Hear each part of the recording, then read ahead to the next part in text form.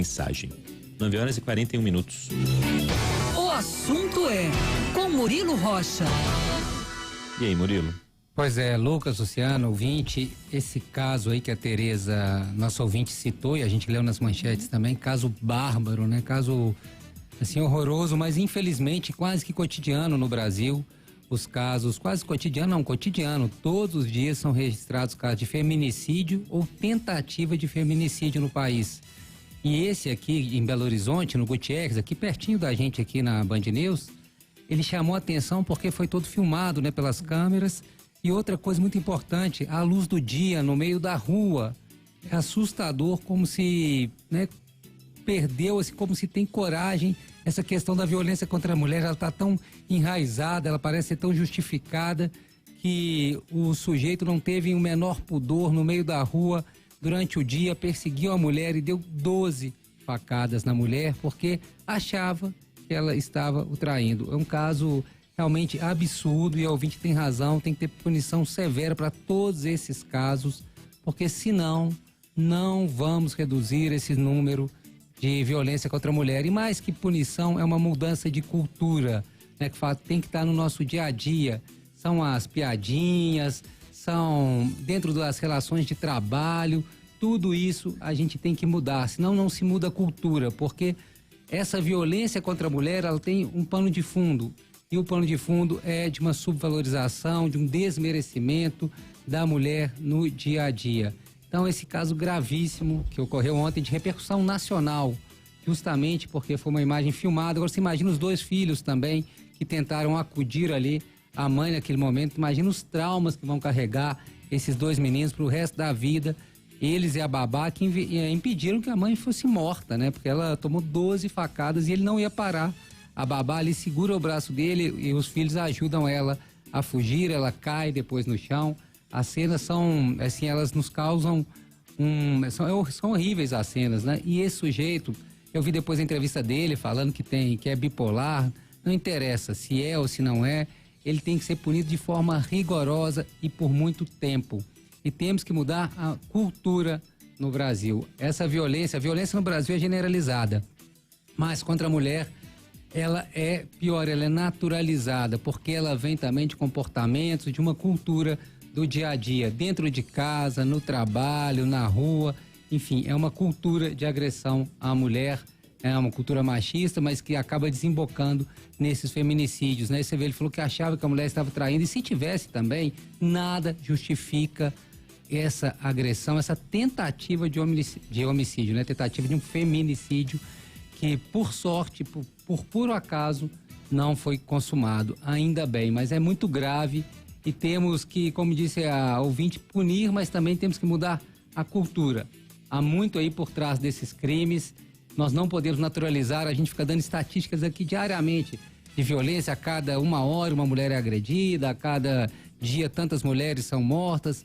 A gente não pode naturalizar esses números, por trás de cada um desses números há uma mulher, há uma família, há filhos.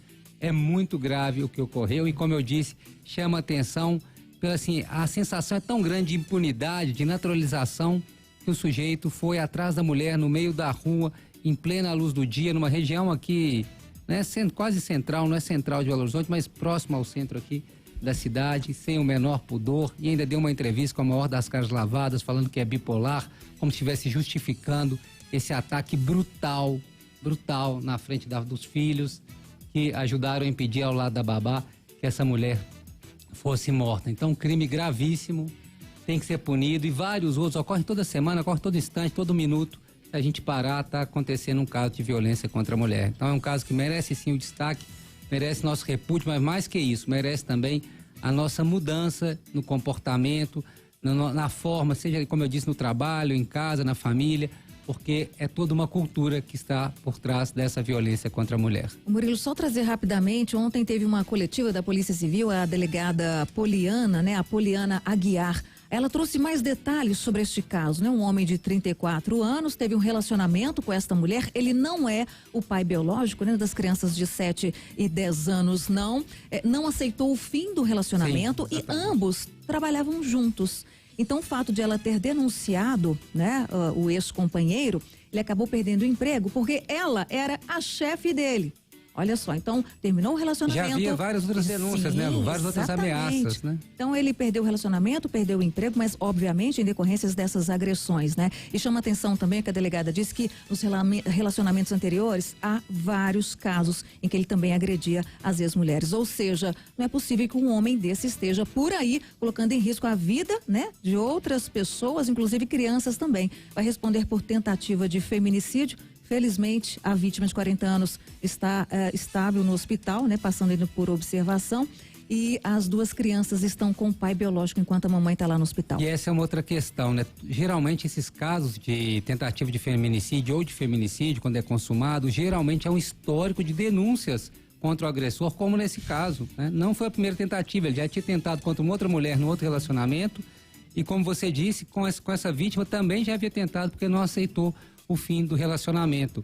Então há também uma falha aí no sistema de prevenção a esses crimes, porque há várias denúncias, geralmente. Pode saber, quando há o crime consumado, vai se ver o histórico, já há outras denúncias contra essas pessoas, né? Não é a primeira tentativa de agressão dele, ele já tinha sido contra uma outra companheira e agora contra essa também já havia outra denúncia, ele já tinha sido denunciado, como bem retratou a Luciana, ele acabou perdendo o emprego e foi se vingar, vamos dizer, por ter perdido o emprego.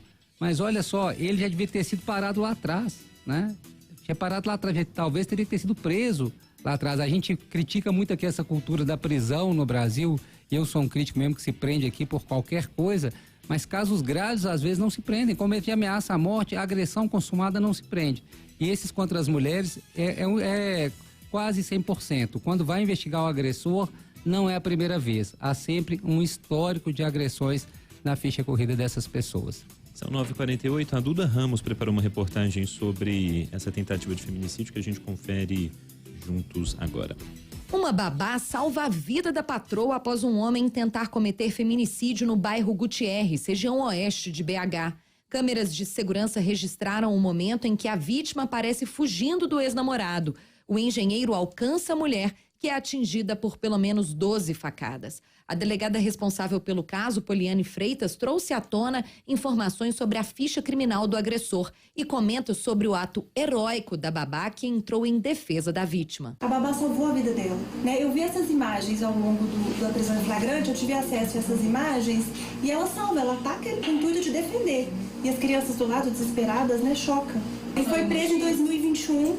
Sim, foi quando ele agrediu ela e o que motivou o pedido de medidas protetivas. Mas tem outra mulher que tem medidas contra ele também, o que reforça a ideia do machismo. Tem outra vítima que também possui medidas protetivas contra ele. Uma testemunha que não quis se identificar conta que viu o momento das agressões e que a babá dos filhos da vítima tentou interromper o ataque e conseguiu. Mais ou menos em torno de 8h30, eu estava dentro da minha casa e escutei gritos muito altos de adulto e de criança. Então a janela do quarto dos meus pais é pra rua. Eu cheguei na janela e acabei de ver ele dando facada nela. As duas crianças gritando, a babá, depois eu fiquei sabendo que era babá. Também em luta com ele e como os gritos foram muito altos, muito rápido chegaram gente, principalmente homens. E partiram pra cima dele. Ele caiu no chão, mas ele ainda correu. Bruno da Costa Val Fonseca, de 33 anos, fugiu do local, mas foi preso menos de 2 horas depois. A vítima já havia entrado na justiça e conseguido uma medida protetiva contra o suspeito. A mulher foi encaminhada para o Hospital João 23. São 9h50.